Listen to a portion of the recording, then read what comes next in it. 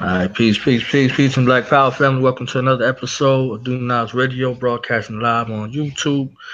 We have the honor and privilege of having our Nasu here, the chief priest of Haninsu, is in the building. None other than our brother, leader, and teacher, Uncle Benu, is in the building. Otepu, Uncle Johnson, Nasu. All right, Uncle Jasineb, that's a pool, life, prosperity, and health, peace. You know, it's an honor to be here. You know, as always, here with good brother Knowledge Bond. You know, shout out to Hanisu and to the Africans tuning in. You know what I mean? You know, we're gonna have a little fun today. I know, everybody or almost everybody has probably seen the blockbuster epic, Black Panther movie. So, we're gonna go in on that, and some of y'all might end up being mad with your brother after it's all said and done, but we're gonna definitely tell the truth, and put it on the scales, pros and the cons. I think that's fair, the best way to do it, so that it doesn't seem as though I'm hating or anything like that. The analysis is going to be very intelligent. So the only way you'll be able to deny it is if you're like, damn, you just you actually are in the sunken place, as they say. So you know what I mean? So in the cracker place. Yeah. So I'm looking forward to a dynamic build. All right. Before we start, can we start in the proper order, and then we can proceed? All right. We'll start things off by paying homage and saluting, our divine ancestry. So I want to say Netaratin Yita Amut Neter. Salutation of power, Father, Mother Neter. Keparuim Nu Net, who manifests as Nu Net. Keparuim Ra Rayet, who manifests as Ra Rayet. Keparuim Shoot Nut, who manifests as Shoot Nut. Keparuim Hewat Heru, who manifests as Heru. Keparuim Sajun as Heru Nebu, manifests as all of the divine forces of nature. Keparuim Nut Geb, who manifests as Nu Geb. Keparuim Oser, who manifests as Oser. Keparuim Heruar, who manifests as Heruar. Keparuim Sutesh, who manifests as Sutesh. Keparuim Oset, who manifests as Oset. Keparuim Het, who manifests as Het. Keparuim Anpu, who manifests as Anpu. Thank you for opening the way.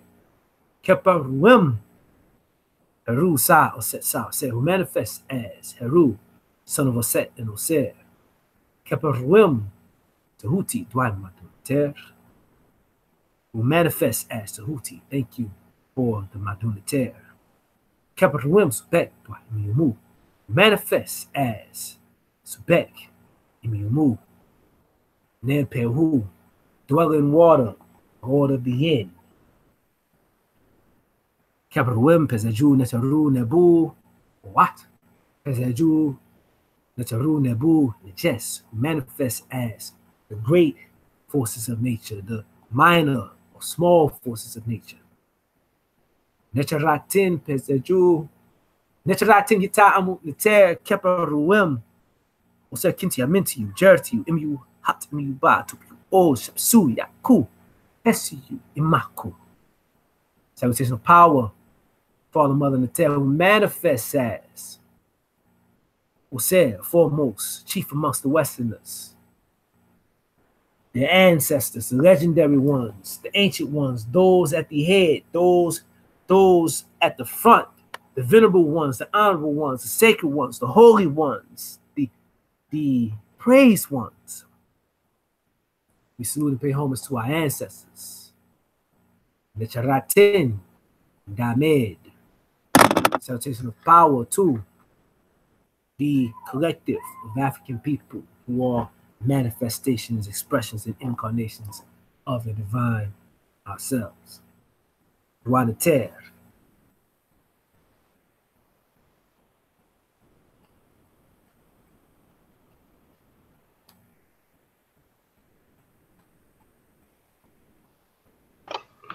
Juanita, however you would like to proceed. I guess I can ask this question, but before I ask the question, you just recently did a presentation down there in the NO, or someplace close to that location. What Yes, was sir. the reception like?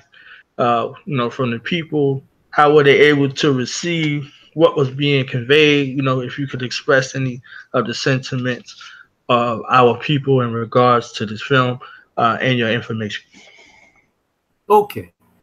Well, it was the presentation itself was one that the African family um, at the Cushite Cultural Center in the Woodmere neighborhood in Harvey, okay, Harvey, Louisiana, which is right over the bridge on the west bank of New Orleans. Um, they definitely enjoyed the presentation. They had a lot of fun. We had a lot of fun. Um, you know, a lot of going back and forth and debating and whatnot in terms of perspectives and arguments and things of that nature. As it pertains to the film, and I think that the presentation itself was a very good what we call assessment. Okay, it's an assessment test. Because when you present certain information, that information will go on, to say how it's received, how it's interpreted. Goes on to let us know more about one another. Let us know who we're linked with. You know what I'm saying? Let us, some might have and hold perspectives and ideals and agendas that we thought we were necessarily on the same page, and it may not have been the case. You find out through these types of dialogues that, whoa, okay, you know what I mean? I didn't know that's how you felt, or I didn't know that's what you thought. So it was a good thing, as far as all of that goes, because the more that we know about ourselves, the more that we know about one another, and the whole thing about knowing more about ourselves as well. It's like, when, okay, let's say someone goes into the theater and watches a film like this, and completely mesmerized, they fall in love with the movie, they love everything about it, except so on. Come out screaming Wakanda forever and throwing up cross arms and all of that. It's like it's a and then bunch of folk, our people, as they say, we flock to the theater in African garb, okay. Folk that probably never wore anything African in their life, okay, put it on for this film. So I think now it's the highest grossing superhero film of all time, okay, and it's the reception from our people reflects that, okay. It reflects that. When you go in and you come out feeling like that, and then you come to an analysis of the film and certain nuances, certain subliminals, certain agendas, and things of that nature, as well as some of the things that were in there that were authentically African, because there was a lot of authentic African culture in the film.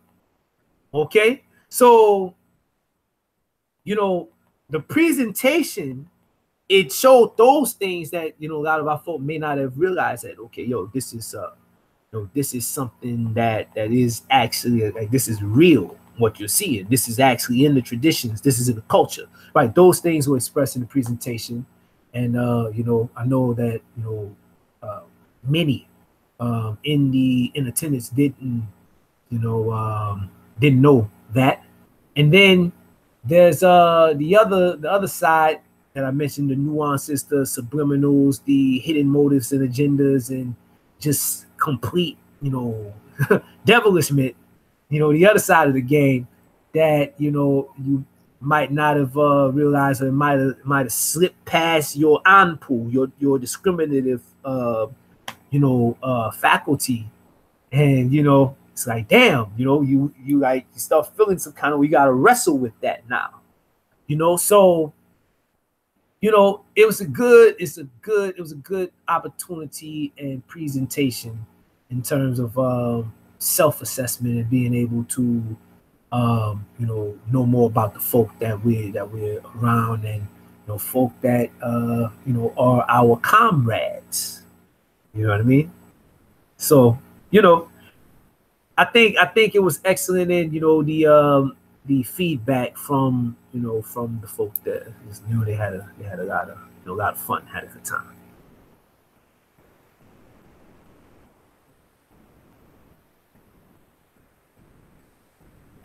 To you, I was glad that I had a little hate, you know what I'm saying? I had a little hate though, so you know what I'm saying, they got all of that great information, so that's why we had to do like a little prelude before. I was like, hey, nah, I gotta get a little something. I gotta get a little something, before. And I was thankful for that, but it wasn't hate in the real sense. You understand what I'm saying?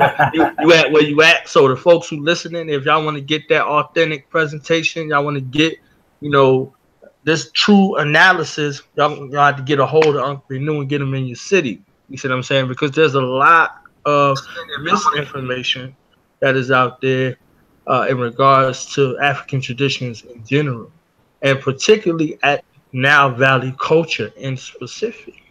You see what I'm saying? So if y'all really want the real deal, y'all need to get a hold of Nasu and get them to your city. Get them to your lecture hall. Let me show this book real quick, and I'm gonna show the book probably like 4 more times throughout the course of this critical analysis. This sacred text right here is entitled "Remembering Osir," authored by the man himself, Aankhu Benu, as a gift to African people to begin the process of remembering our ancestral ways, the way our ancestors thought, the way that they spoke, the way that they talked. Everything that is going on is all expressed in this large body of work. So, if y'all see this, there's some things in here, some pages tabbed up, some lists and all kinds of stuff that's going on. So you have to take that opportunity to get this book and purchase this book, as well as 2 other books that he has written. I'm gonna show them real quick. Avenging Osir, classic novel. You got your children reading SpongeBob and all of that. Other devilishment that's going on that was made in the image and the likeness of your enemies. You see what I'm saying? So you got a story that you can teach divine principles in a way that's in story form.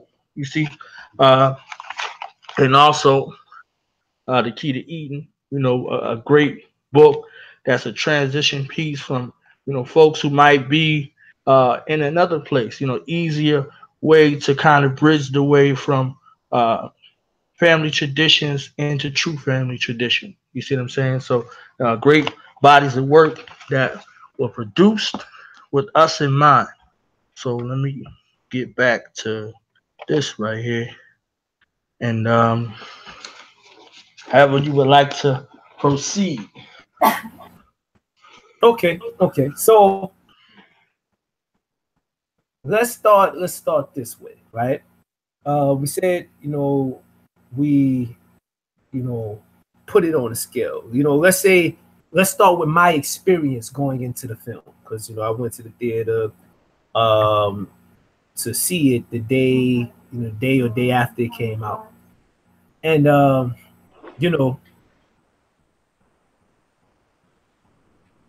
I remember in the first couple of scenes, right? You know, I was like, whoa, you know what I mean? This is dope. This is one of the dopest things that I've ever seen in life.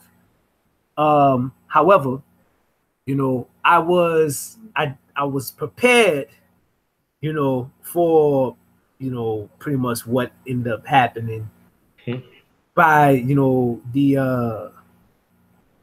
you know, number one, T'Challa made his debut in the last Captain America, you know, Civil War, and you know, in that film, you know, to just provide a little context, you know, and if you haven't seen that, you know, spoiler alert, as they're about to say, Yeah. you know, and same thing if you haven't seen this movie, spoiler alert, you know what I'm saying? Yeah. So, Yeah.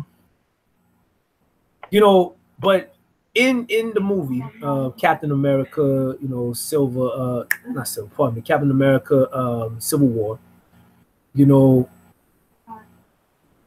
we see the death of, you know, T'Chaka, okay, the father of T'Challa, who is the Black Panther.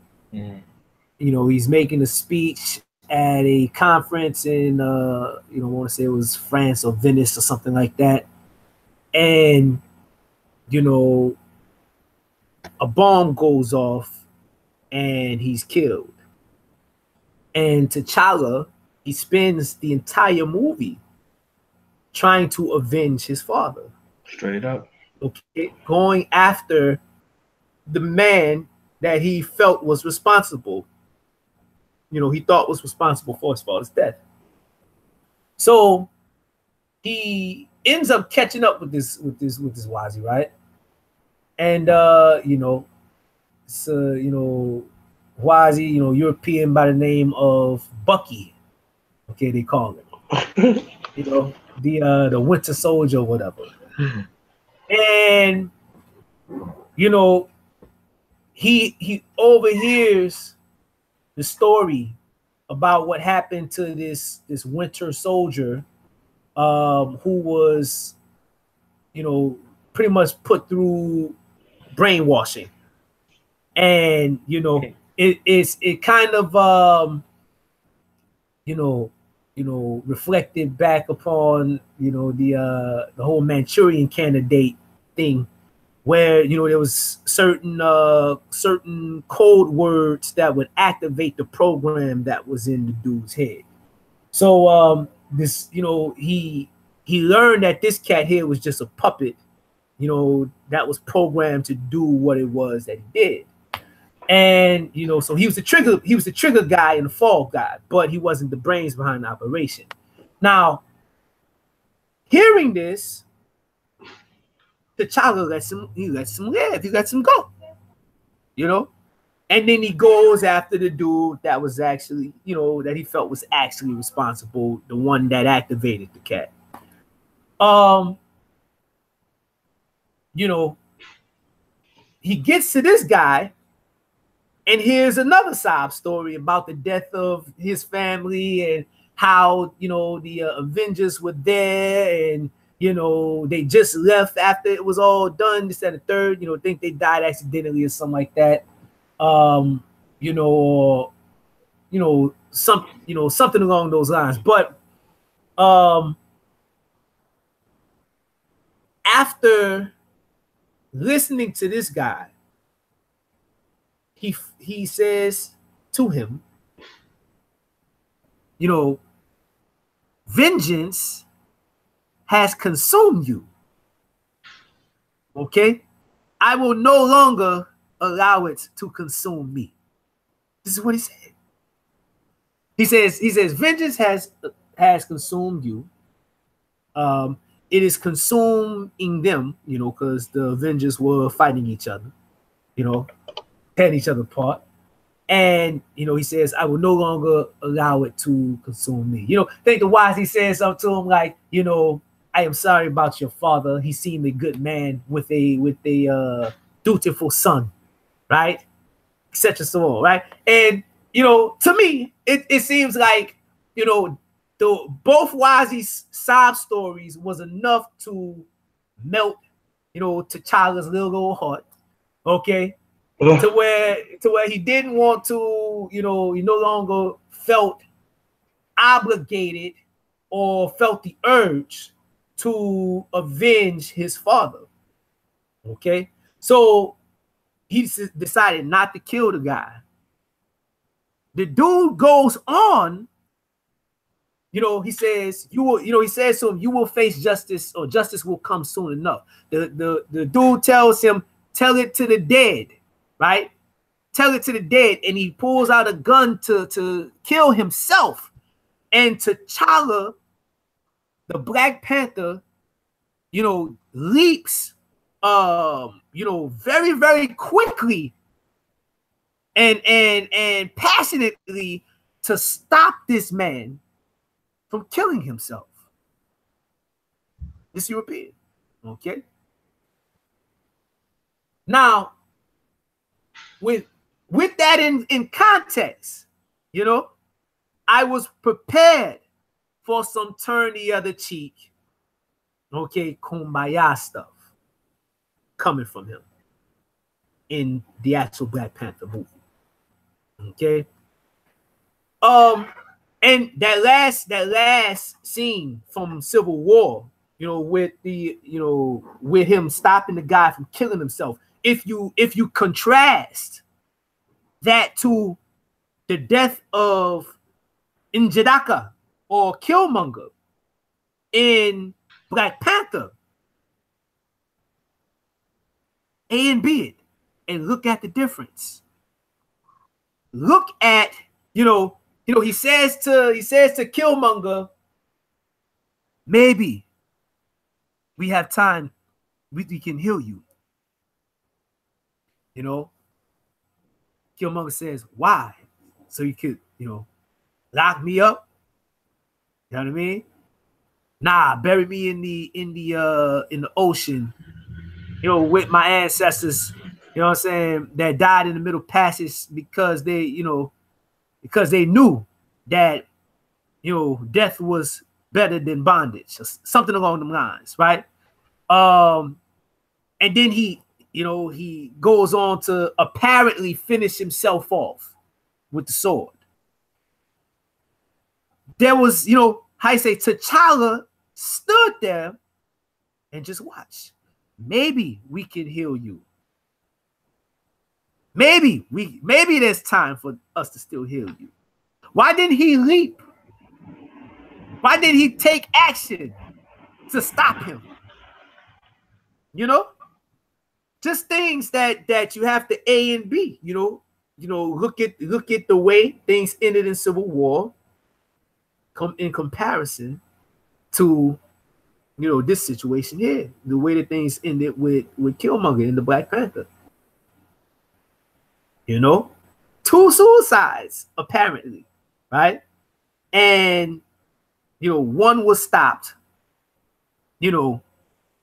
very fast, very aggressively. He stopped this dude from killing himself, but he just sat there and watched, quote unquote, Killmonger do it to himself. His own cousin. His own blood. His own cousin. But maybe we have time to heal you. There wasn't a maybe when the CIA agent got shot in the back. Okay? It wasn't a maybe. His old friend. What I'm saying? His old friend that he called. He called him his old friend. That's what he called him. His old friend. Wait, I see an old friend. Yeah. And like I said, just wanted to kind of provide a little context from Civil War, but you can kind of see some of the issues already that I had with the film. So I went in, I didn't go in expecting to see a super militant, Black Panther. Okay. But in terms of the cinematography, the symbolism, the aesthetics, the way that our people were portrayed, in the class and the regalness, You know what I'm saying? The traditions being the engine, and also coupled with an existing simultaneously with what we might consider to be a highly advanced and scientifically advanced, technologically advanced civilization. Okay. You know, I thought it was dope. It was one of the dopest things that I had seen on film. You know, this is just the first couple of scenes, right? So, okay, you know, here, you know, to taking a step back, right? Here are some of the things that I thought were dope as far as film, you know, and that was the authentic traditions that were, you know, portrayed. Number one, they use Nile Valley culture, you know, for Wakanda, okay, and all of the traditions that they pull from and the various cultures that they were inspired by. Zulu is in there. You know, I want to say Maasai is in there. You know, like all of these cultures are either Nilotic people or people of the Nile Valley, or they trace in their oral traditions, trace their origin back to the Nile Valley. Okay.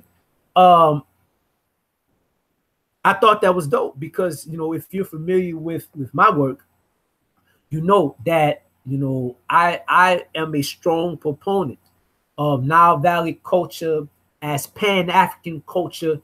It is the most viable culture, you know, serving as an ancestral archetype and link that unites, you know, most, okay, very many, okay, African traditions and cultures and peoples. You know, and you know, there are certain things in the film that you know, of course, for instance, they use Bast as the chief deity of the Wakandans.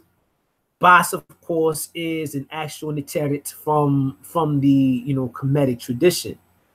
Okay. And I thought that was, you know, dope. You know, when they called to the divine, they called to Bast, right? And they called out to their ancestors, right? And that was it. There wasn't any non-African, you know, spiritual traditions or religions in the film. And it showed the power. Bast leading, you know, how you say, first and foremost, it showed 5 tribes, okay, you know, warring in constant warfare with each other. And if you know anything about the founding of Kemet, it started out in various tribal kingdoms in constant war with one another. Okay. And according to some of our scholars, you know, they actually proposed that it was 5 groups, 5 specific groups that were responsible for the founding of it. Okay, I want to say that's Diop that actually proposes that. You know, so it's a lot there, but it's an African deity, Bast, that leads this one warrior to the heart-shaped herb, okay, that he ingests, and from that he takes on the power of the Black Panther, and he uses that power to you know, to unify the people. Okay, so you know, that right there was heavy. It was dope for me. Okay, because you know, I could tell that, you know, the brother that wrote the film, and you know, later on we find out, you know, he's a student of the game. He definitely was not ignorant of the tradition.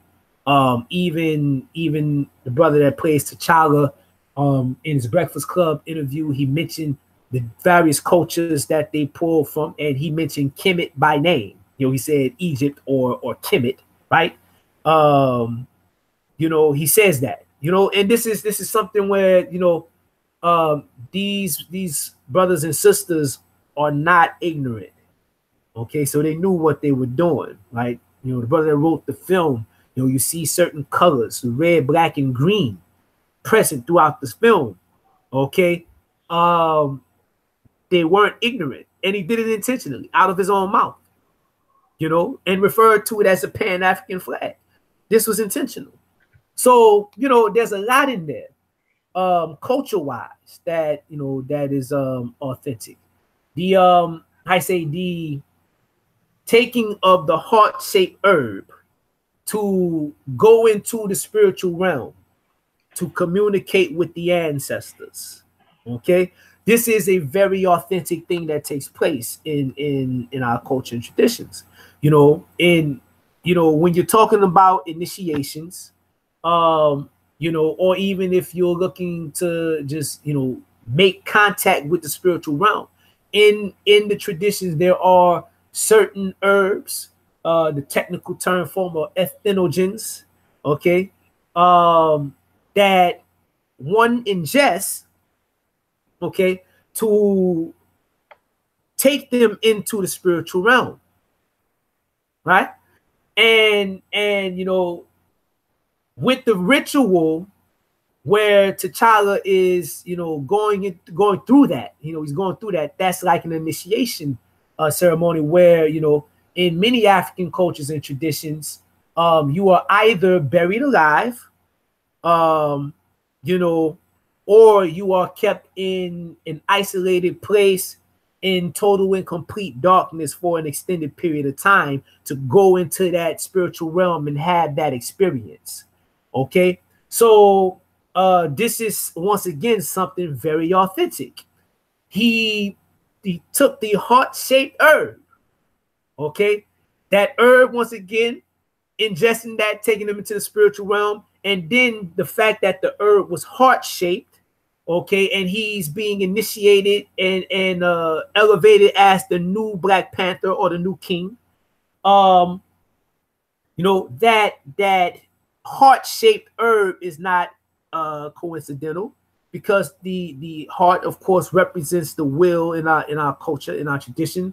And then if we're talking about specific traditions, you know, in the Yoruba tradition, there is a tradition, a practice of the new king ingesting the heart of the previous king to take on the power or ashe of the previous king. So this is something where they are pulling from authentic tradition. You know, these people did their homework. Okay, and you know, him going into the spiritual realm and walking up to a tree. Okay, and on this tree were all these panthers. And one panther jumps down off the tree and then walks up to him, and it's his father. You know, ancestral trees, okay, or trees that, you know, house the spirit of the spirits of the ancestors. This is a common motif throughout the African continent, from the Nile Valley, from Kemet all the way down, you know, into Southern Africa, all the way over into West Africa. You find it throughout the continent. So, you know, once again, the authentic culture and tradition and spirituality that was in the film. You know, when Njidaka, you know, Njidaka, the you know, Killmonger, when he went through the same ritual, okay, buried alive, he takes the heart-shaped herb and he's buried alive, and then he actually ends up in the location where he grew up, or where his father was killed. And you know, that was significant because his father was killed in that apartment, okay, and he, you know, he was left there and did not receive proper, you know, ancestral rights. He wasn't elevated as an ancestor. He was stuck in that place. You see, still dealing with the pain and the anger and going through that stuff that, you know, that he was battling. He was stuck there. And then the fact that Njidaka was a child when he went in, contrasting T'Challa's experience versus his. T'Challa is a man. He's clean, he's dressed, and he's meeting his father, who's with the rest of the ancestors. And then Njidaka finds his father in the place that he was killed, in the same condition. Okay, but he himself is a child in the experience. Okay, and it's reflective of the fact that he wasn't raised in the culture, in the traditions. He hadn't gone through the rites of passages and initiations to become a man. You know what I mean? So because of this, this is the type of experience that he's having in there. So there's a lot there. Okay, that was definitely deep, definitely authentic. And I think that was one of the things that really stuck out for me on the pro side. Okay, the positive side of things. They had Huey on the wall. Okay, They had Public Enemy on the wall on one side, and Huey Newton on the throne with the iconic figure with the spear in the M1, and right in the middle, right there, that was hitting that panel that he took off of the wall. He was able to go get the book and the writings, and this is how his father, came back to, was able to communicate with him, and there was a conversation there saying, when he talked to his father, saying, I feel that they won't accept you because they might view you as lost. You see what I'm saying? And you remember the conversation, the conversation coming in, Queen Mother called him a charlatan. You understand what I'm saying? Yeah. Called him a charlatan. We entertained the charlatan long enough. So, the oh, I guess you're gonna get into it. I don't want to get ahead of the head because I got some things to say about some things that I seen. Yeah. And I say the subliminals, such as the ones that you just pointed out. The fact that the film begins in Oakland, right? Okay, which is where the actual Black Panther part was found. Right. The brother that wrote the film is also from Oakland. Right. Okay. That was a point of departure from the comics. Right. Okay. In the comic book, Killmonger is actually from Wakanda. Okay. Or he was born in Wakanda. And for whatever reason, his family was forced to help the Europeans, get vibranium or something like that. He was forced. But as a result of that, they were exiled to New York. Okay. And that's where Killmonger was raised and whatnot. So, it was a point of departure. There are a few points of departure in the film. And once again, it just goes into the the intention there.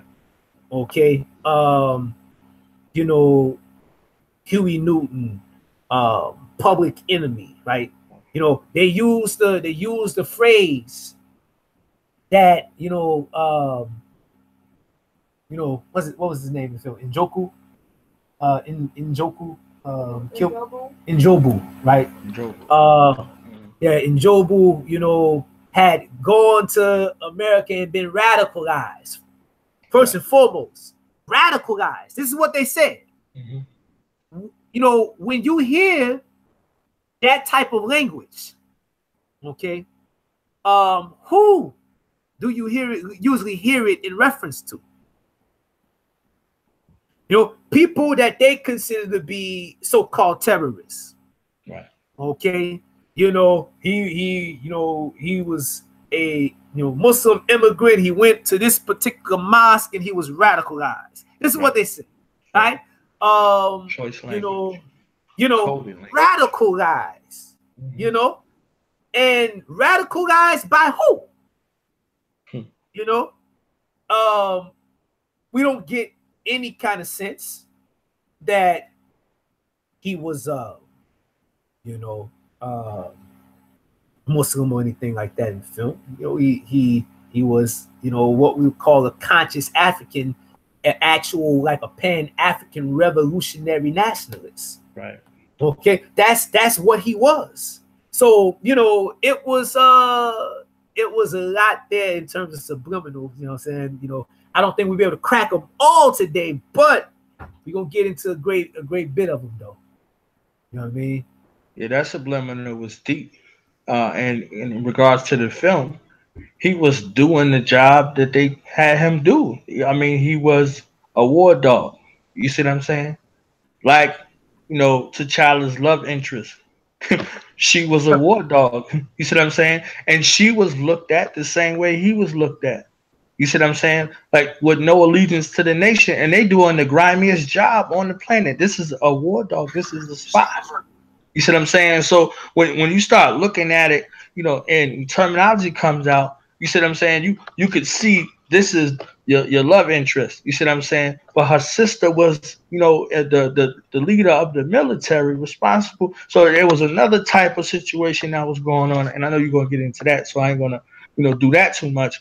But you could again, there's a thing that you said about you accept it over here, but you disrespect it over here. You see what I'm saying? In grave detail, like father, like son. You see what I'm saying? Like, in a whole type of situation. You see? Like, so, even his father said this was the truth that I chose to omit. Mm-hmm.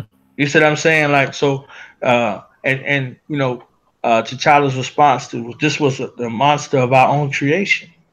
You see what I'm saying? Like, so even those terms, they go along with a lot of the things that was there and a lot of the conflict. So let me be quiet so you could go back in. Okay. Well, yeah, I say, back to the things that, I thought were positive. I say once again, just the high class, okay, in terms of representation, aesthetic, that our people were portrayed in. It was very, very beautiful. Okay. The sisters, natural. I say, the one sister in Koye, she had the one part where they're going into the casino, and she has to wear this wig to disguise her bald head. She's like, yo, I can't wait to get this thing off. It's a disgrace, right? Disgrace. It's a disgrace. That's right. And in the fight, she takes the wig off and throws it in the cracker's face. You know what I'm saying? I mean, right. like, those types of things. The regalness, the pride in their Africanness. Okay, that was something that was very positive. For me, the way that the African woman was portrayed, Mm-hmm. okay, was also very powerful, and beautiful, and the versatility, okay, from the sister that was over his personal guard. That was another. The fact that you had the all female guard, okay, which in my presentation I talked about, the precedent for that, dealing with I say the sisters, the great warriors from Dahomey, right, okay, right. and showing that how even then it wasn't something that was new. You can even go back to let's say, for instance, the primary protectors of the Nisubiti in Kemet were two forces that were referred to as the mothers, just as the sisters in Dahomey were referred to as the mothers. In Kemet were Nekabet and Wajet, and they were the two Telleri guardians of Upper Lower Kemet. Okay, and they when you look at the vulture and the cobra, okay, on the crown of the Nisubiti, that's Nekabet and Wajet, ready to deal with, you know what I'm saying, right, whoever that might got it on their mind. You know what I mean? Of messing with, messing with the Nisu. So, this is something that was very powerful. The Osirian tradition, they used it in the film. The whole fight with T'Challa and Killmonger, him getting thrown into the ocean and then winding up in another kingdom. Okay. His body floating to another kingdom, and it was the women that went and found him and revived him.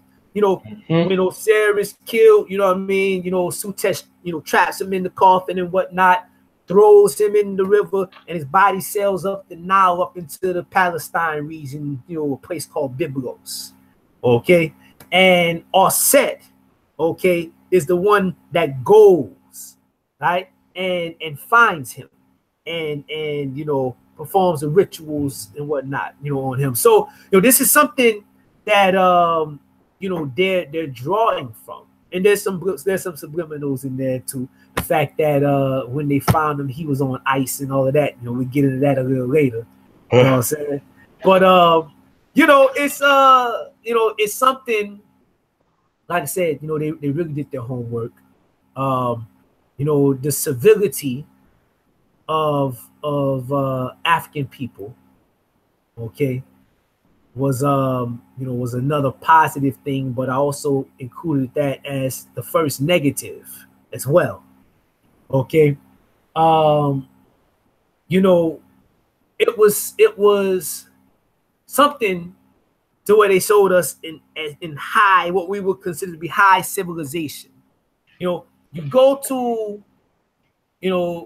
this place to find, this long-time enemy of Wakanda, who's getting ready to sell some vibranium. You find out that the CIA is there to buy the vibranium from this cat. Okay. You get into it, and then you go on this chase to get this dude because you made a promise to one of your mans, okay, right, back in Wakanda, that you would avenge his father who was killed by this dude. Okay, so he lets the dude slip from his grasp. He actually catches him. He has him. He's about to stick the claw in him, and Nkoye says to him, "The world is watching," and he stops. The world is watching, and he stops. Now, the world is constantly watching as our people are cut down and shot down dead in the streets. That's right. By those that are said to uphold the law, be representatives of the law, and they do so with impunity. Right. Okay. The world has always watched. But when it comes to African people, they want us to be so civil and so much mercy, truth, and reconciliation, committee. That's what the devil said. He said, "King, mercy, mercy, King, mercy." And he was supposed to be South African. Right. And you look at what's going on in South Africa today. Mm-hmm. All I say, the tribes that the ethnic groups that they pulled from, in many instances in the film, were in Southern Africa. The Zulu with the fight between in Jedaka, right? Who was basically Shaka. Mm-hmm. Okay. When he picks up the spear, first thing he does, breaks it to convert it to a short spear. Okay? A Shaka. Get out my nose, Nisu. Get out my nose, Nisu. I say, like I say, it's an assessment. You know what I mean? One positive. I have one positive. Yes, sir. And to the point that was made the conflict that was there, you tell your brother say, hey, either kill him where he stands or bring him back here to stand trial. He said, I'll go with you. We could go do this together. Boom. I stand with you side by side. Now I need you here protecting the borders. You see what I'm saying? And then your your queen, your queen is the reason why he gets spared. You understand what I'm saying? Your queen. So that wasn't the positive for me. The positive for me was in the Great Britain Museum when that nasty, dirty dog, I'm going to leave it like that, walks up to Njidaka and says, can I help you? Like we at some damn supermarket. Like anywhere we go, we watched, we followed around the stores when we shopping and all of that. You understand what I'm saying? He looking out of place like he gonna steal something. You see what I'm saying? So they make that very apparent and very clear.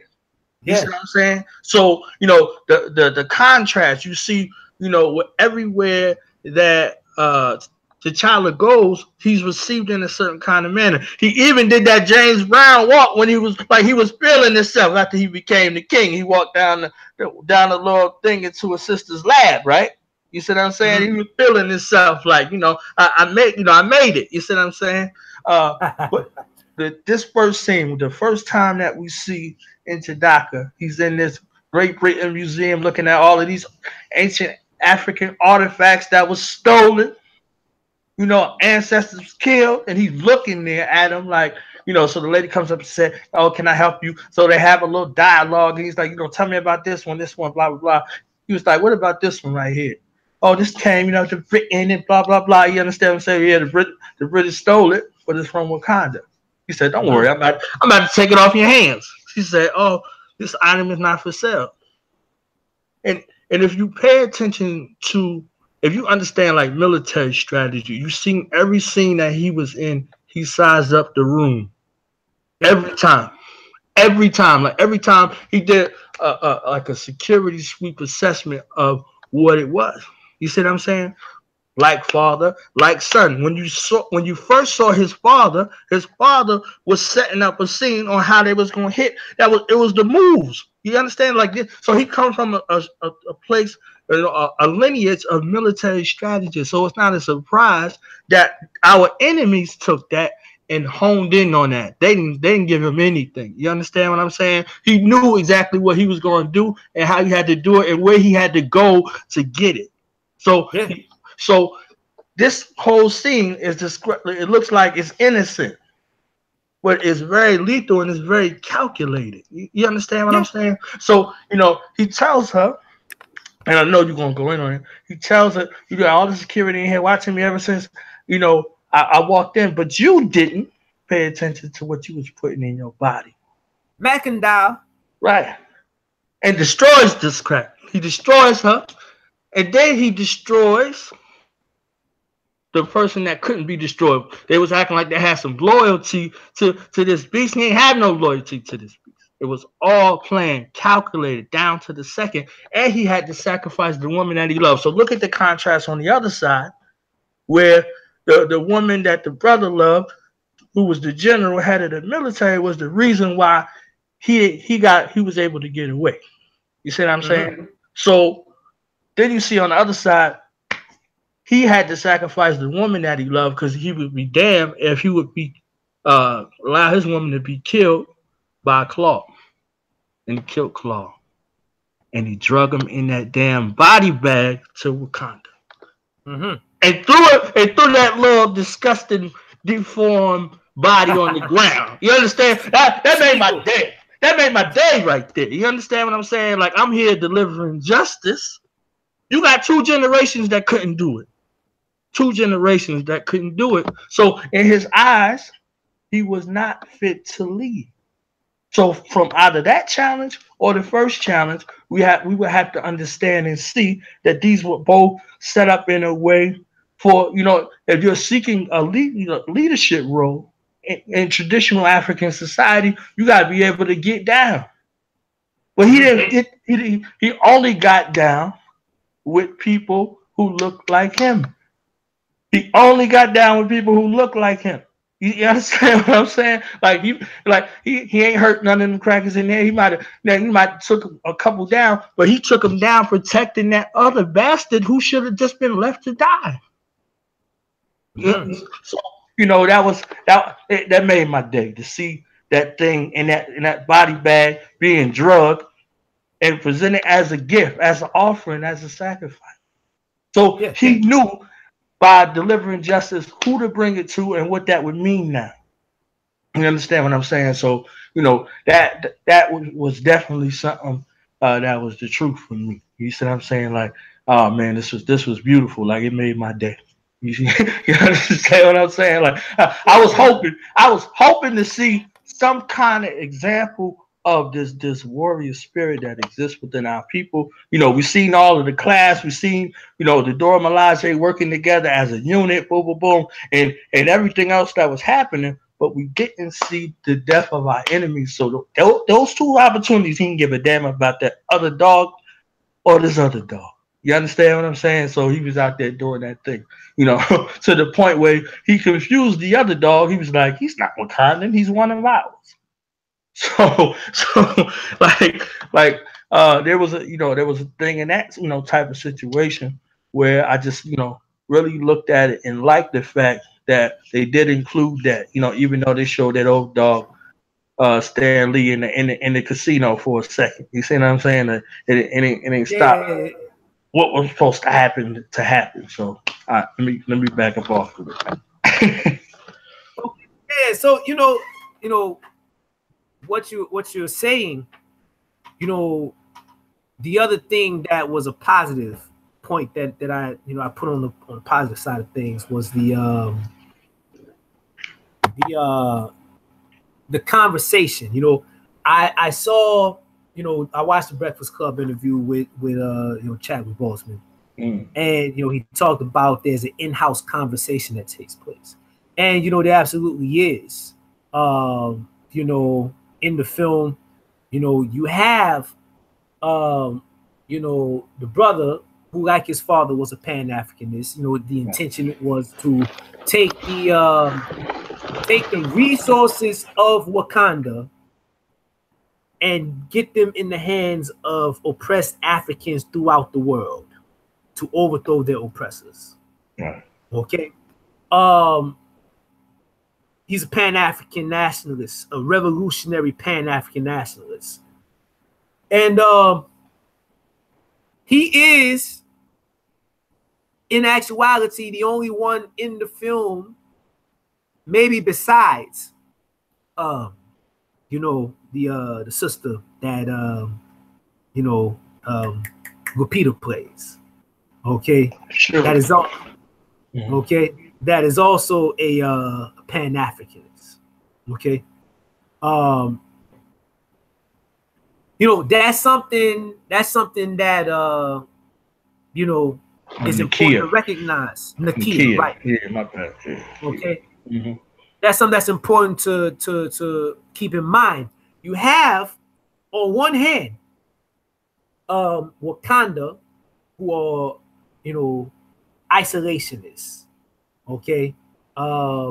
They are conservative, concerned solely with matters of the state, but for whatever reason they got spies all around the world. For whatever reason. You know what I mean? Right. So they are aware of the suffering of African people around the world.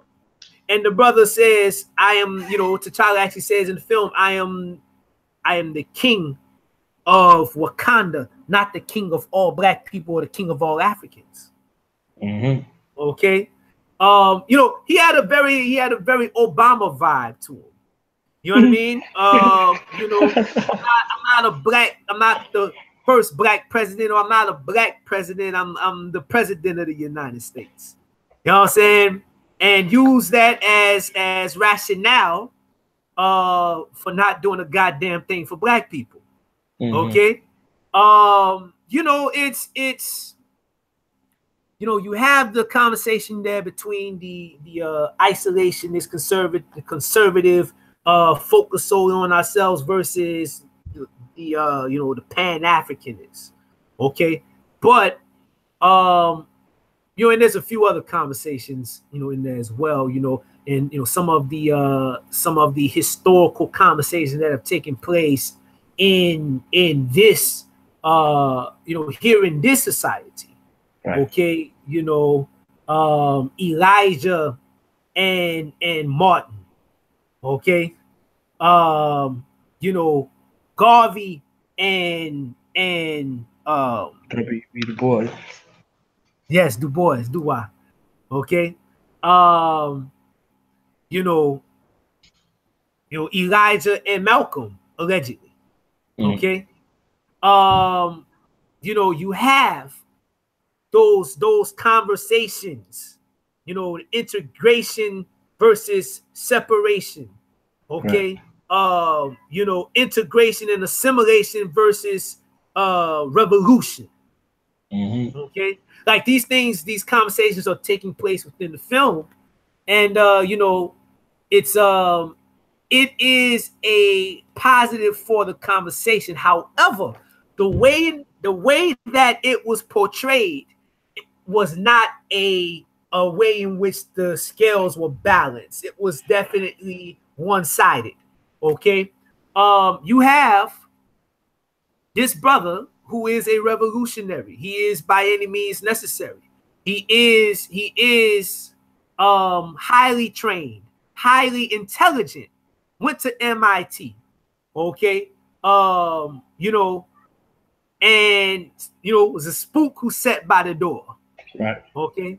And you know, he's schooling, as you mentioned, he's schooling the Wazi in the museum on you know, the artifacts, because you know, this is an experience that I have all the time. Like I might go like to the herb shop, and you know, the lady swear that she knows She the what she's expert. talking about. Right. You know what I'm saying?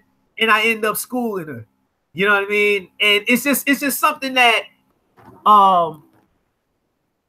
you know, that particular you know, those realities that were portrayed, you know, were real deal. You know, this is something that I think was positive because people could relate to.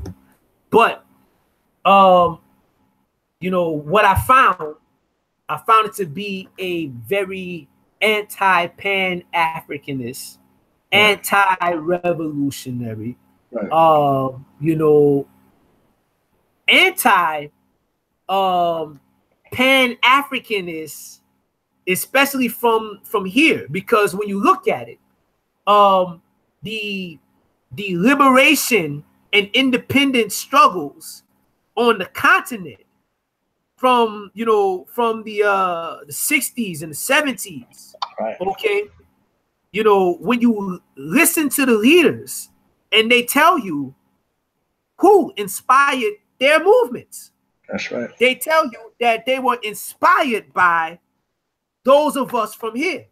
Straight up. Our struggle. Okay. And you know, the fact that in Jadaka, Killmonger came from here, he went into Wakanda. Okay. And you know, some of the folk he had to force, because you know they were staunch in their ways and wasn't trying to go. Some of the folks he had to force, but some of them was riding with him because they were convinced. Right. You know what I mean? You know, he brought the murder of Homeboy's father to him in a bag. His father and his mother. Right. You know what I mean? You know, brought him to him in a bag. He didn't have to force him. He didn't have to force his followers, his people. You know, and what ends up happening is there's a lot of, before I even get into that, right? I don't want to get too far ahead. You know, the civility, right? You know, going back to the conversation, pardon me. You know, are we African or are we American? That was in the film. Right. You know, they're looking at the cat when he shows up, at Killmonger when he shows up. The CIA agent is there, you know, Zuri is there, and T'Challa's there. They're looking at it, and he said, you know, he's Wakandan. And he said, no, he's one of ours. This is the CIA agent, the American. Right? No, he's one of ours. We trained him. And right? When he gets there, he says, yo, I'm Wakandan. Ask me my name. Ask me what's my name, right? Finally they could take him, what's your name? And then, it's that I meet I have a lot of friends, from the continent. Okay, and they always tell me that when they first came over here, they were told not to mix and mingle with us. That's right. Because we're not the same people. We have no culture. We're animals. We're monsters. This, that, and the third. They were told that either by their parents or by some Europeans when they got here. You know what I mean?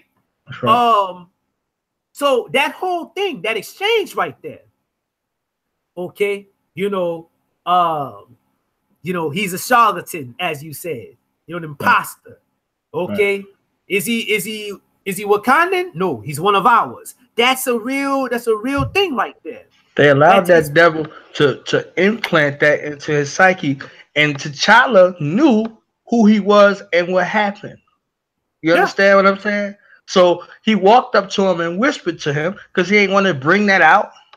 He said, the only reason why I don't kill you where you stand is because I know who you are, what you want. Then he said he wanted the throne. You understand what I'm saying? So the whole conversation had to shift and change. You see what I'm saying? And the Queen Mother looked at N'Chaka and knew that, something ill was about to happen. And she was like, T'Challa, don't do this.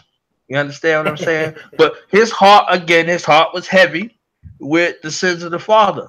You see what I'm saying? Like, this is his blood coming in here. You understand? And he knows who was responsible for his death. He wasn't disillusioned about that. He waited his whole life for that moment. And he walked in and was like, y'all look comfortable up in here.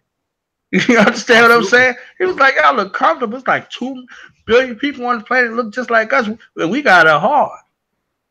And even when he ascended to the throne, the conversation was, where was Africa? You understand? Like we can say Wakanda, we can push that we could throw that out of the way and say, where was Africa? This was the larger conversation while everything was going on. And this is one of the biggest things on the other end, where the anti-African sentiments come, like, well, how come ain't no Africans come to save you? Like, very ignorant to African history, and that the warriorhood in Africa, the brothers and sisters who fought and died, who continue to fight and die. You see what I'm saying? And kill. You understand? Like very ignorant to, the whole Haitian Revolution, very ignorant to Queen Amina and all of the, like, when the invaders came, we fought. So this peace-loving type of utopian picture that was painted is a complete false narrative to the reality, but it works on the mind of the oppressed to continue to have this lullaby, rockabye baby type of situation. The only reason why that devil took a bullet for Nakia was to get his ass to Wakanda, because he heard weapons. You understand what I'm saying? Like, and let's be clear about it. Like, that whole functionality, his role, and as soon as he stepped foot in Wakanda, everybody was at war with one another. Yeah. And anybody missed that? Like you missed that? Like, you watching this? Like, as soon as this devil got there, it was war. It was internal strife. It was war by these seeds that was being planted.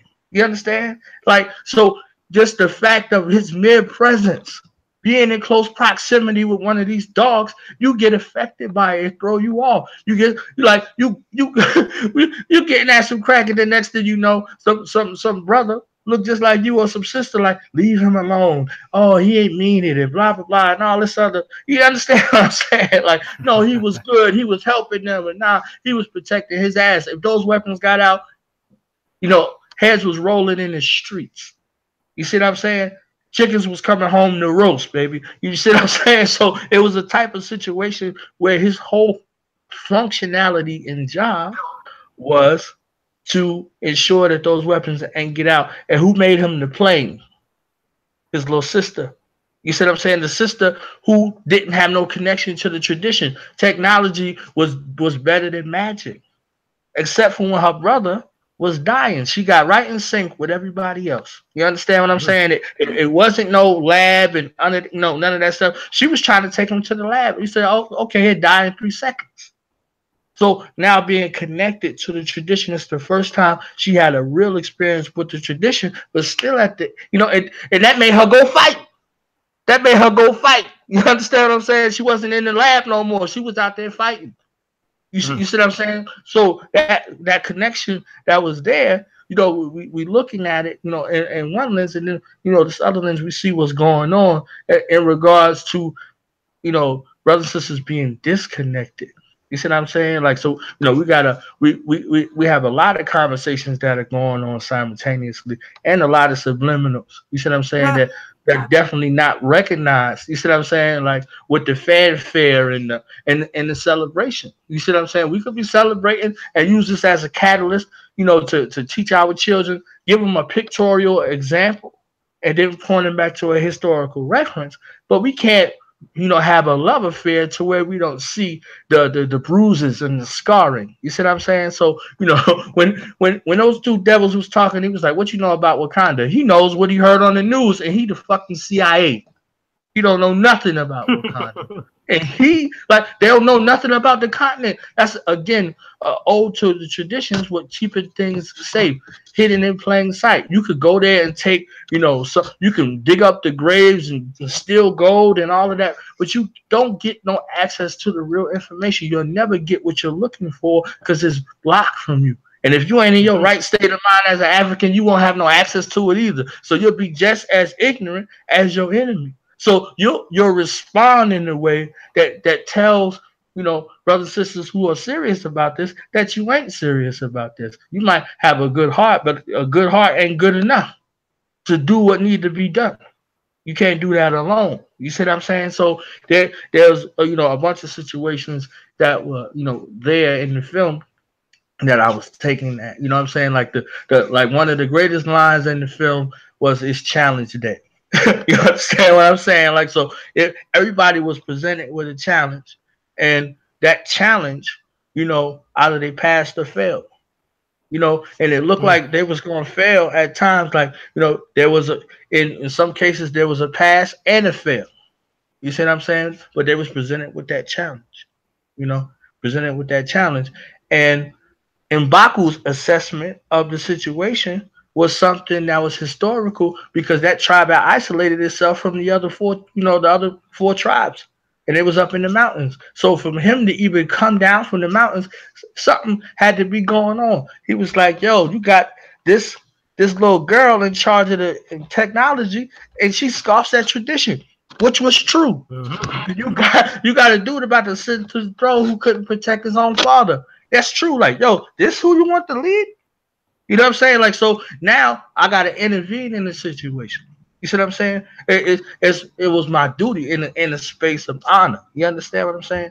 And I think he was like one of the ones that presented honor throughout the film. You see what I'm saying? It don't translate in real life, but it translates in the film. You see what I'm saying? Like, it don't translate in real life, but that's evidence of you know uh, these slanty eyed folks, and they influence all over, the places where it used to be black people. You see what I'm saying? Though, so in the islands and on the continent, you got these slanty eyed bastards invading everything and buying up everything and putting the leg lock that he put on Mbaku on the continent and in the islands. You see what I'm saying? Like, so this whole type of situation that's happening, and we still trying to find friends. Like he called that bastard. He said, "I see an old friend." When the hell he been a friend to you? When the hell he been a friend to us? You understand what I'm saying? Like that, it was foolhardy to have that type of assessment. But again, that civility that you were speaking about becomes the greatest strength and the greatest enemy. It's conflict. You see what I'm saying? Like, so you plagued with that, and he was plagued with that throughout the entire film. So let me back up. Well, it was civility. Civility for non-Africans. There's civility for Europeans, right? But none for, you know what I mean? Like when the, you know, and what you said, you know, as far as the CIA goes, you know, when he stepped foot in there, first and foremost, when he takes the bullet in the back, okay, you know, this is after he's divulging the secrets, and you know, he's he's hearing the secrets of Wakanda from the enemy of Wakanda. This is the CIA, a spy organization, okay, that is hearing secrets from your enemy that can destabilize the security of Wakanda. The head of your security is telling you this, okay? You let him hear it, right? He gets shot in the back. He's going to die. He should have been left right there. That's right. Okay? You know, but because, you know, for whatever reason, you know, his little old heart, he took a bullet for a girl, so his little old heart, he made him freeze. He froze. He froze again. You know what I'm saying? You know what I'm saying? You know, he didn't know. He froze. He didn't melt. He froze. He constantly freezing. When they pulled his ass out the water, he was froze. You know what I'm saying? You know, it's like now you have this thing where you take him, instead of letting him die there with your secrets, you take him into Wakanda to full access. Full access. And with the aid of the CIA, you shoot down your own people who are going out to equip African people who are oppressed around the world to overthrow their oppressors. You with the aid of the CIA, shoot them all down. You know what I mean? They showed Wakandans at war with one another. That's right. You know, now they try to demonize Killmonger for killing his killing his love interest. Okay. And you know, because he was simply trying to get the claw. He's trying to get the claw. He's trying to get the Wakanda. Okay. So that was a sacrifice. But when Wakanda is at war with one another, you have Nkoye and the other brother, her love interest, at a standoff, and he asks, "You would kill me, my love?" And she says, "For Wakanda, without hesitation." Something along them lines.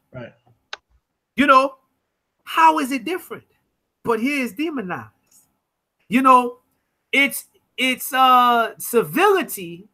You know, they spare Claw, they spare the CIA agent after he hears the secrets and whatnot. He spared Bucky, the winter soldier. And you know, when he first goes, when they bring the CIA agent into the lab, you know, after he's been shot, you know, Zuri says, oh good, another broken white boy for us to fix. Okay. Which was a reference to that other to Bucky. Yeah, the other bastard that they brought in there. That they brought there. Okay. Now, this is another conversation and argument. Some people feel, some traditionalists feel, as though it is our responsibility and obligation to civilize the white man because, you know, his programming and conditioning pretty much is, you know, his problem, a la Bucky. Okay? You know, so, you know, if we bring them into the traditions, this, that, and the third, we can fix them. Okay, this is another argument that's being presented here, you know, in the film. So, you know, it's very, like I say, it was masterfully crafted. You understand the nuances. You know, but the CIA, you know, an old friend of Africa. Wakanda represents Africa in totality. It represents what Africa would have looked like, okay, The same CIA that was responsible for the death of the leaders that his father was talking about, and responsible for putting drugs in our communities, destroying our African families. He's an old friend.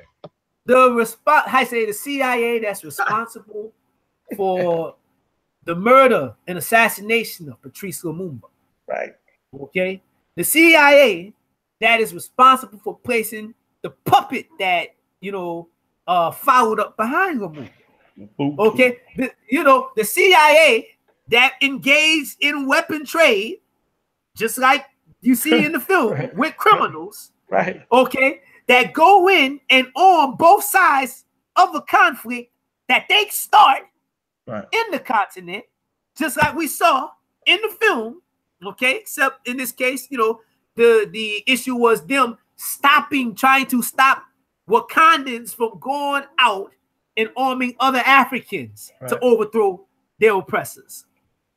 And with Nakia, when she was on that mission, liberating them sisters. You see what I'm saying? And he got in the middle of that and thwarted that. Like, he stopped that mission so she could be at his joint. You understand what I'm saying? Like, the whole thing, she was there about to, get some more people, hopefully getting, you know what I mean? And then they had the Muslim guys over there with law, y'all shoot you, blah, blah, blah. You understand what I'm saying? Like, so it's the same operatives that are in play that equip them, you see what I'm saying, and use them in a way of neo-colonialism. You see what I'm saying? So, you say one part, this little portion right here hadn't been colonized, while everything else around it is being destroyed, and everyone else around it is being destroyed. And you say that you don't want to step in and intervene. You see what I'm saying? Yeah.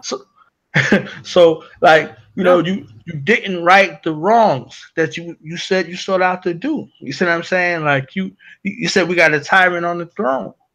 You see what I'm saying? So like, you went back to do this, but at the end, instead of bringing that, the world is watching and the secret is out because you let this, this devil live. You understand what I'm saying? Like, I'll leave that. I'll leave that in case you want to touch on it. But we saw a lot of the same things. When you look at what it ends up being, right? This on a civility piece is all for them. It's none for us. Right. I mean, you spared Bucky, you spared the cracker that was pulling Bucky's strings, and you spared the CIA agent. Right. Okay. But you fighting your own people. Right. You know what I mean? You don't spare. Okay. Or save or stop, Killmonger from dying. Right. Okay.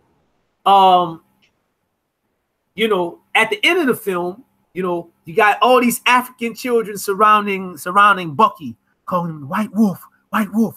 Oh, it's the White Wolf, White Wolf.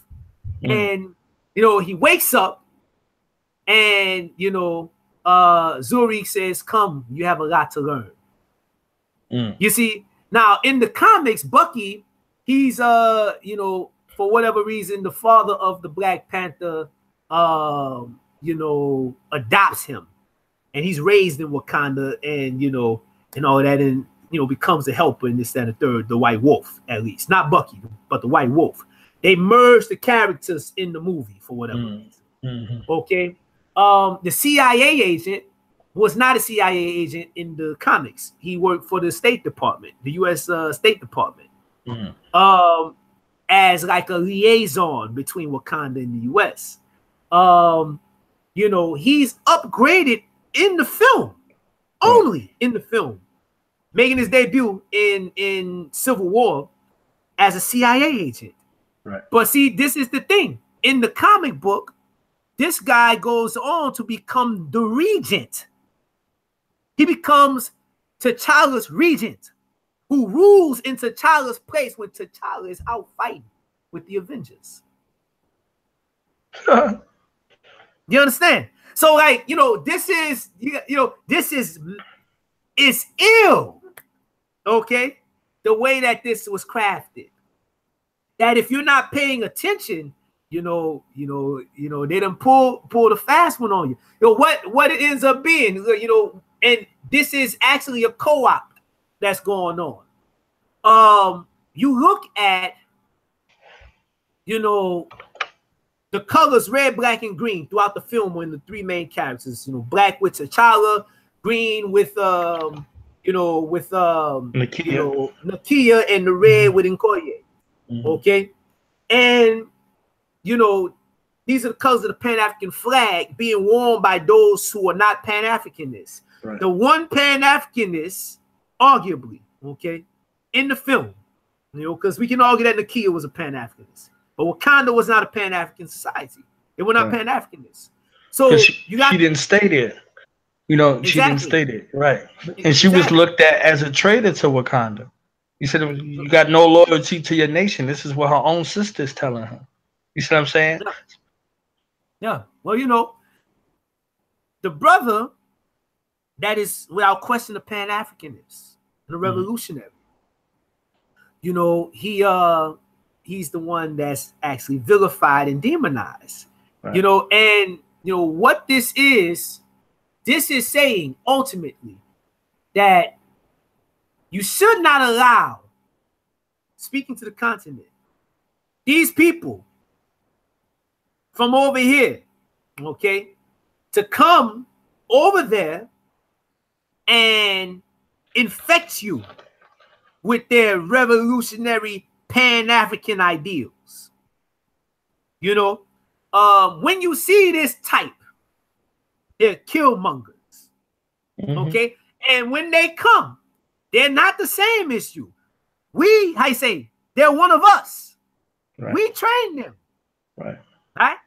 And when they come over there, they know enough and they have the potential to overtake you, quote unquote. Right. They're usurpers. Right? Yeah. They'll usurp your position. But no worries. If you share your knowledge and resources with us, right, we will protect your position. We will protect your throne from these people.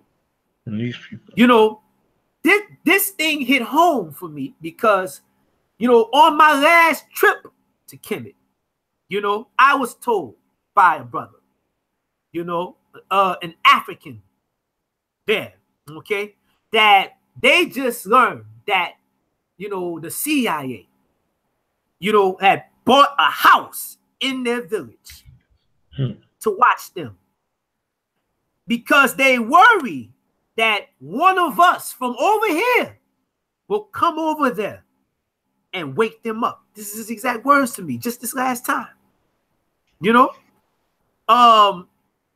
And needless to say, upon my return, in JFK, they took my ass in the back and asked me all them tallywhacker questions, got all of my information, website, email, aliases, all of that. Books. You understand? Right. So this is something very real. Very, very real that's going on here in this film.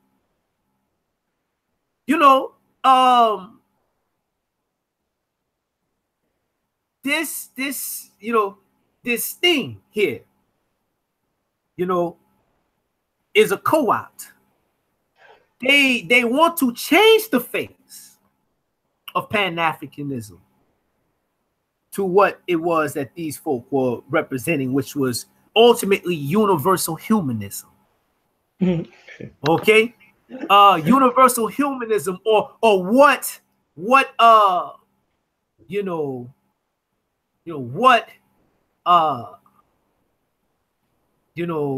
Obama referred to in his last UN address as, global world economy. The biggest impediments, he said, to a global world economy or, one single tribe, as T'Challa said in his address, okay, is nationalism. People reverting or holding on to their ethnic identities and nationalist ideals. This is what Obama said in his last UN address. That's the biggest impediments to global world economy. You see? And you know, they would like to do that. And they were very, very slick with it. You know, the movie was released the day after Huey Newton's birthday. Right. Dr. Khaled's transition. And on the day of Dr. Khaled's solar return, or his transition party. You know, day after Huey Newton's solar return or birthday, and the day of Dr. Khaled Abdul Muhammad's transition. You know, the Black Panther. And Frederick Douglass, his solar return is around that date. Okay, you look at the imagery, the posing for the magazines. Right. They got Michael B. Jordan dressed all black shades, black on black, black beret. You know what I mean? As though, you know, he's speaking to or representing those real Panthers. You know? This is something very, very, very, very ill that's going on here. It was released on the original Negro History Week as well. I just wanted to say this real quick. The hairstyle that Nshidaka had, they said they wanted him to look like similar to Frederick Douglass's hair. They wanted his hair to look like Frederick Douglass's hair. So there's a lot. You know, I think I watched about 80 interviews that they did, just looking at different things. And there was one that they did with Sway's Universe, and they messed around and let one African in the room. there was one African. There was a bunch of people in the room, but you know, there was one African that was in the room. Outside of, you know, the sisters Denai and Lupita, they're African. You understand what I'm saying? Continental Africans. The brother said, he asked the question to Chadwick. He said, "I know that you were doing some research for this film, and I was glad that you were looking at our scholars. You know, Dr. John Henry Clark, Dr. Ben, and the like. You know, Sheikh Anta Diop, like he mentioned them by name. You know, our divine, ancestors, and said to him, with regards to vibranium, is this time to have a larger conversation about the raping and pillaging of the natural resources of Africa? And should we have a responsibility, you know, as Africans of the diaspora, with that connection?" You see what I'm saying? And, you know, he said, absolutely.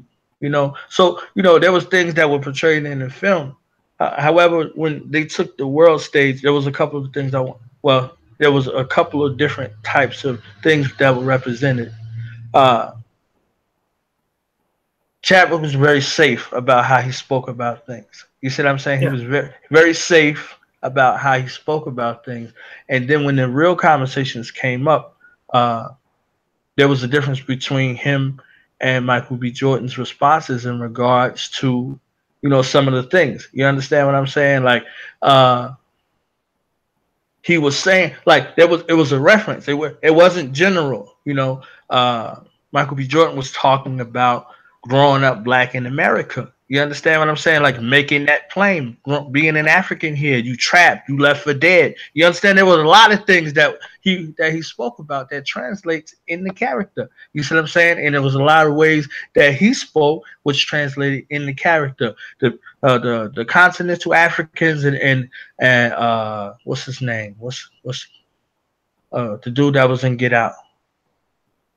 They did not hold any punches about speaking about the African experience.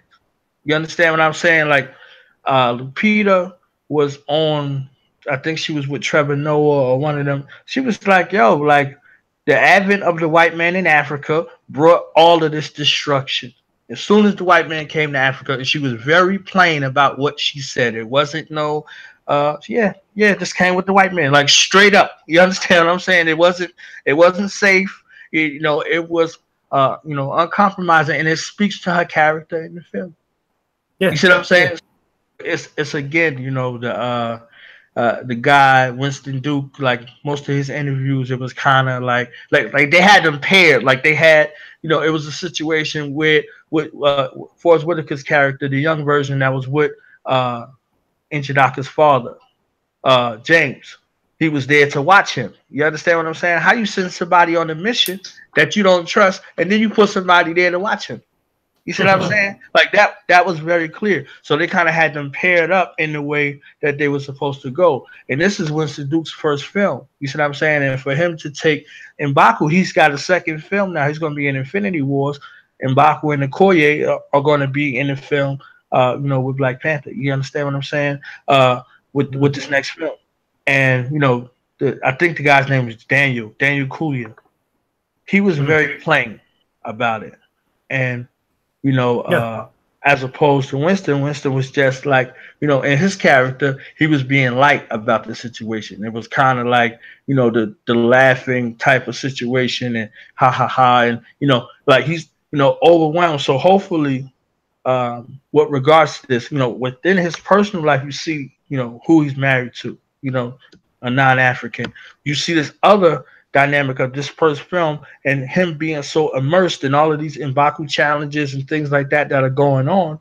Uh, if he is not careful, they're going to have him in something very effeminized, even maybe even a homosexual type of role, within the next film because he had a presence of strength. You understand what I'm saying? Like, so him as a person, like he can't beat anybody other than M'Baku right now, but they're going to they have to change that image of strength and honor. You understand what I'm saying? Like they're gonna have to change that, you know. Mm. And it didn't translate well in his interviews, with his character. You see what I'm saying? There was the one sister who played Shuri, the little sister. She was in the interviews and she was kind of like just taking it all in, and she was in Black Mirror.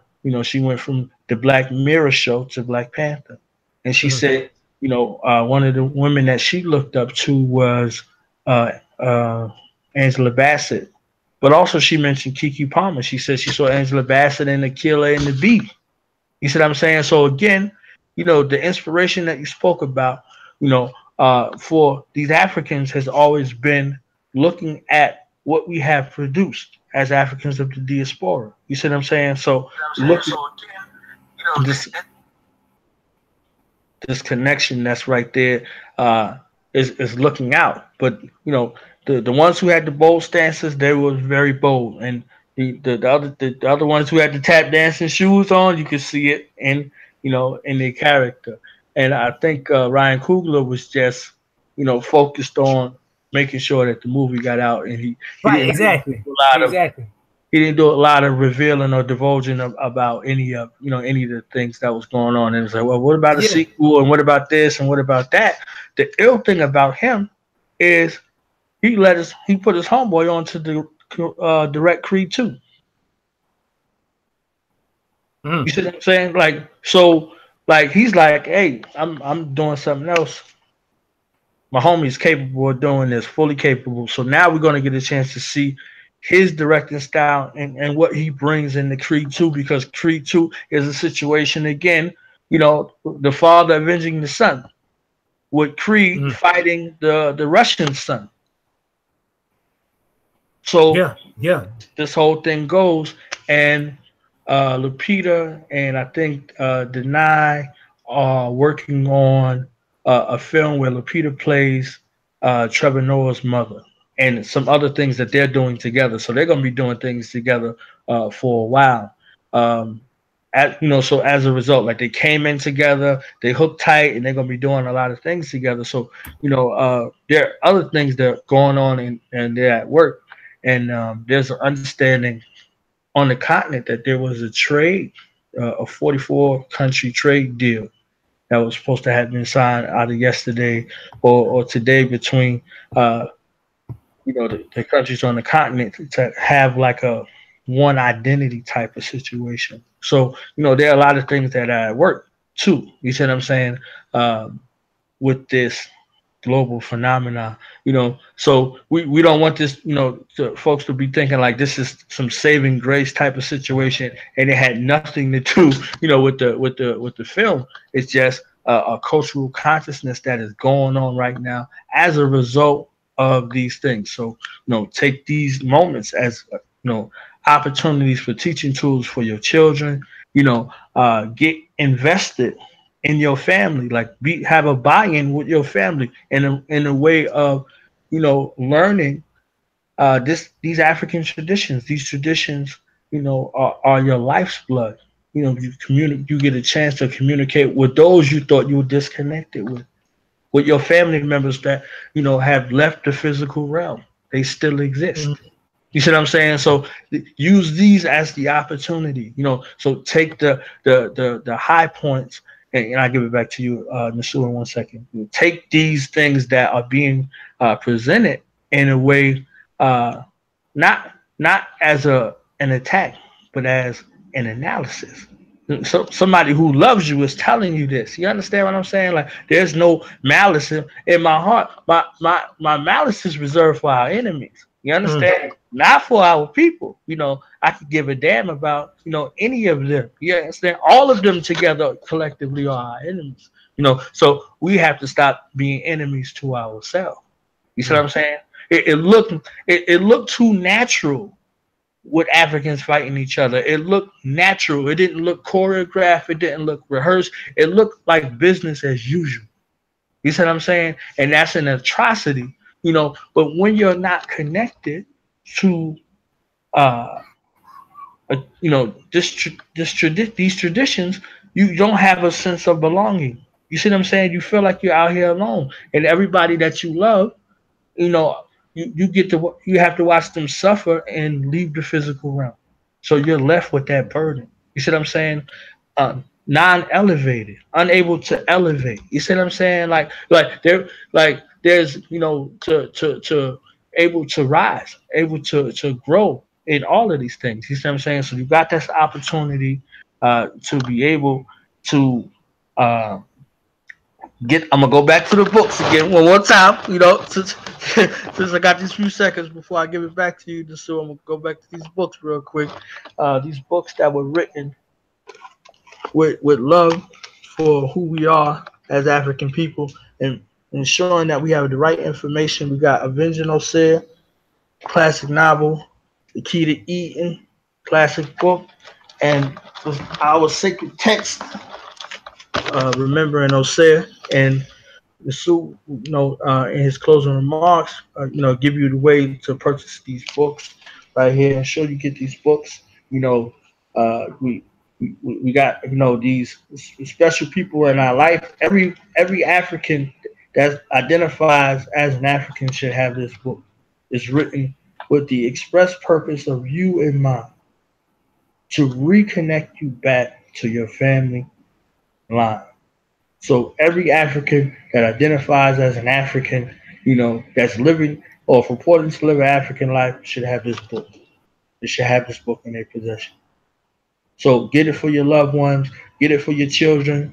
On one side, Black Panther made it easier for you to have a conversation about African culture. So now you ain't got to try to figure it out. Just like Hidden Colors, everybody was running around. It was a gift and a curse. So use the gift.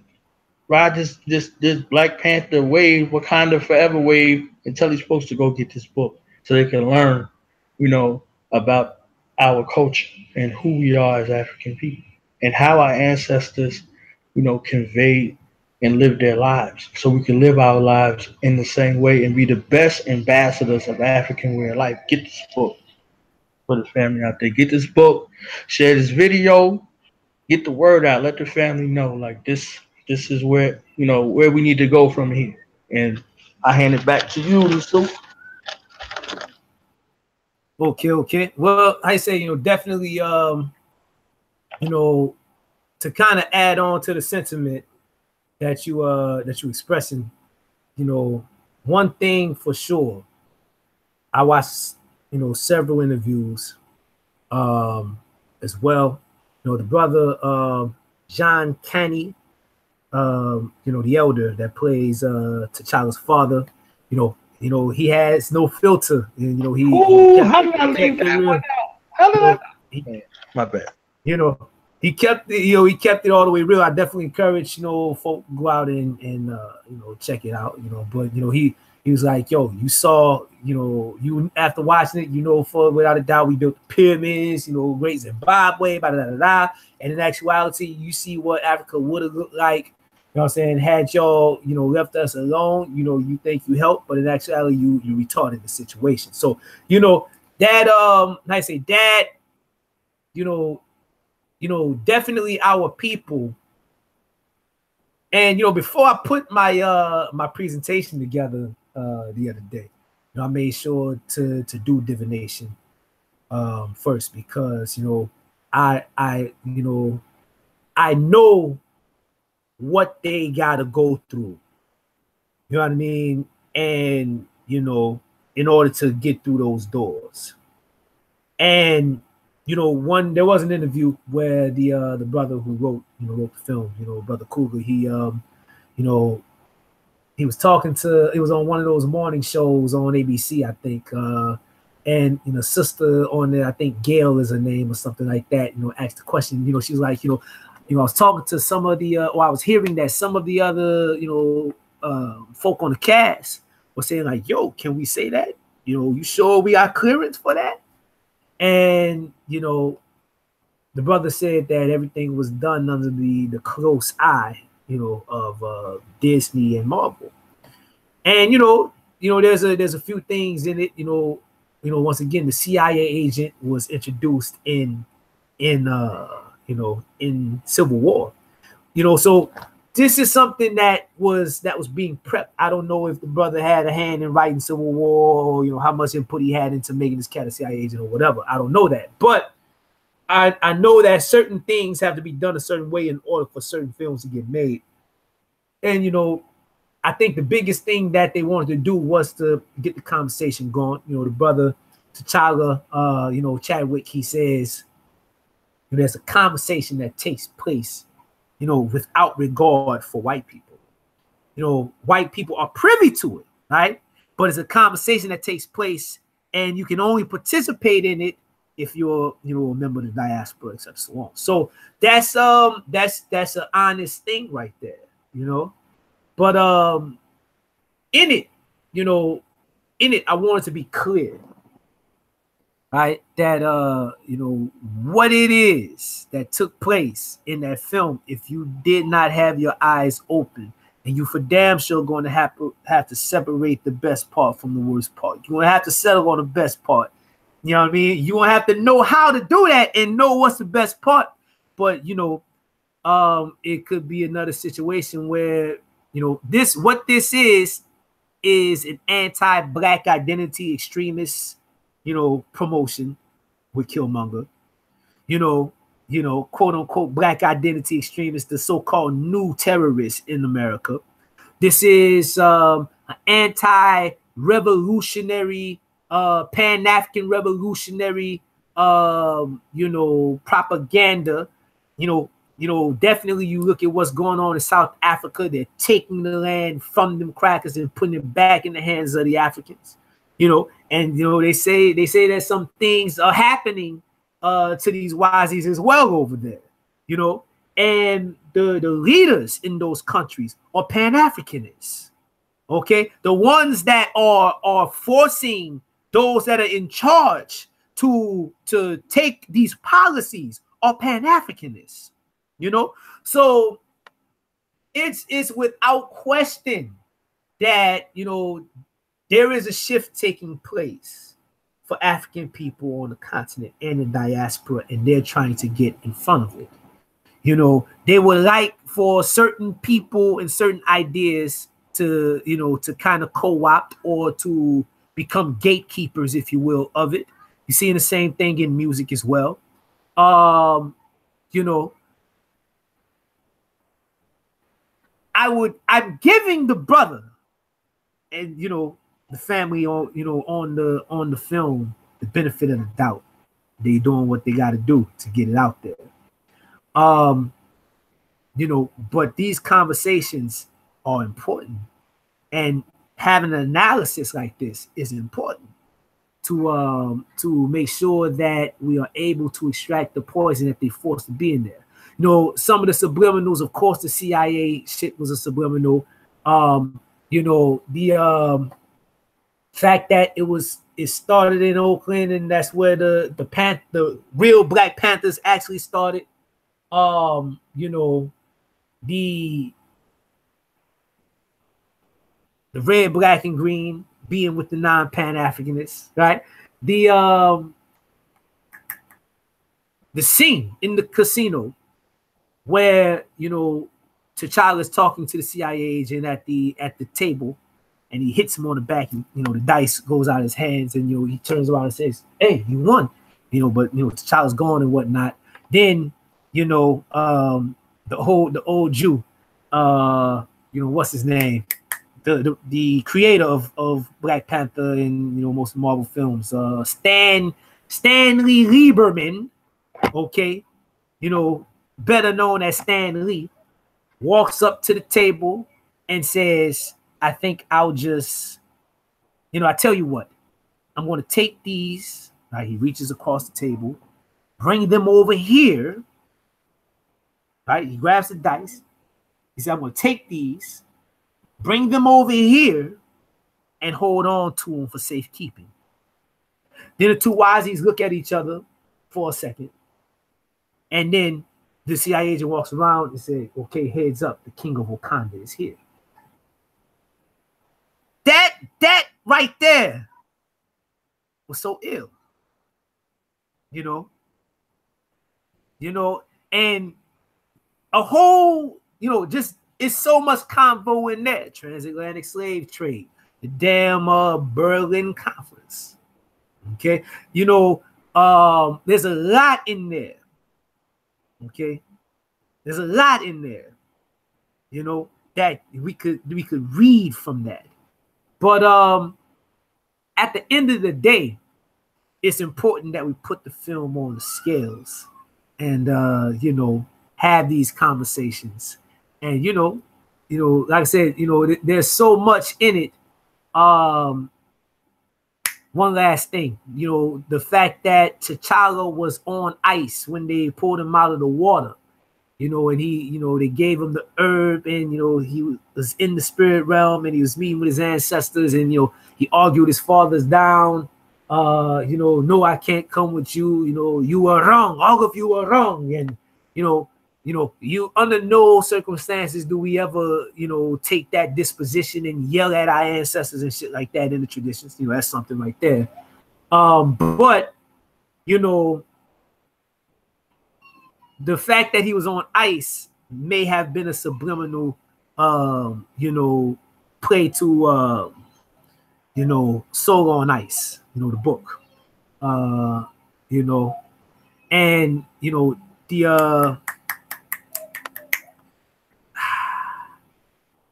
author, the Panther that wrote Soul on Ice.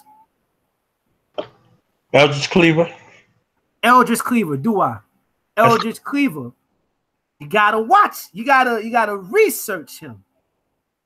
You gotta research him. Look at that book, content in that book, and then look at his life and who he went on to become. You know, staunch Republican and this, that, and that. You gotta watch that kind of stuff. Look at T'Challa's UN address, and then look at Obama's his final UN address in A and B. You know, ultimately it boils down to, you know, Infinity War. You know, it's more than likely going to be a fight. You know, I hear that it's going to take place on the African continent, and, you know, it's a fight for the resources of Africa. That's what it is. That's what it is. You know, vibranium represents all of Africa's resources.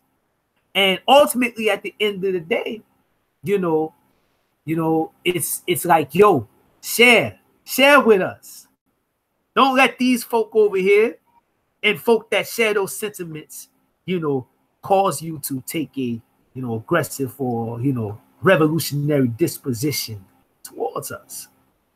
You know, um, you know, they would rather the universal humanist, integrationist Africans, okay, from the continent and the diaspora to become the face of that RBG. And you know, the Wakandan outreach program and all of that at the end of the film is what they'd rather see. They'd rather see us influenced by them instead of those of us with revolutionary Pan-African ideals influencing them and our own people here. So with that said, I'm gonna go ahead on and you know, and you know, call it with that one because I got a couple other moves to make. You know what I mean?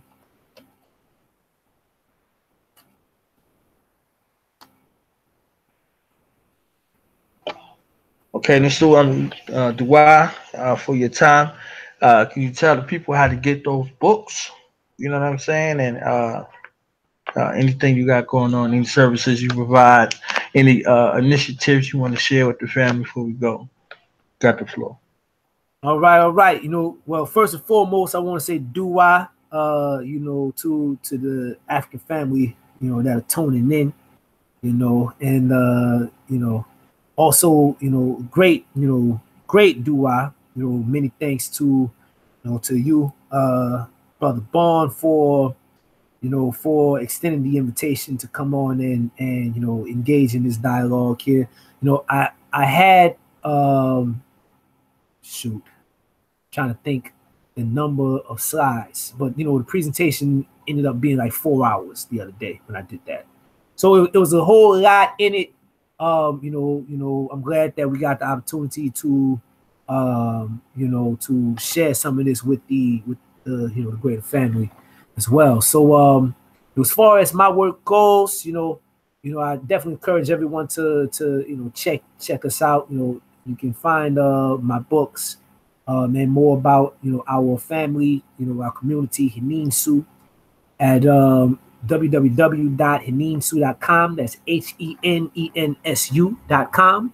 www.heninsu.com. And you can also contact us at heninsu@gmail.com.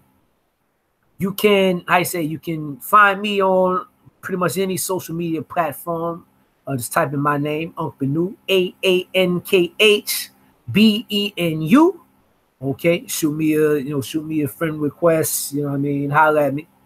And you know, if you want to know more about the traditions, want to know more about some of the things that we talked about, or you want to get, get more involved in things, want to learn more, just you know, go it on and give us a shout. So that said, I want to say, you know, dua, and you know, thank you, and Senepti, you know, be well.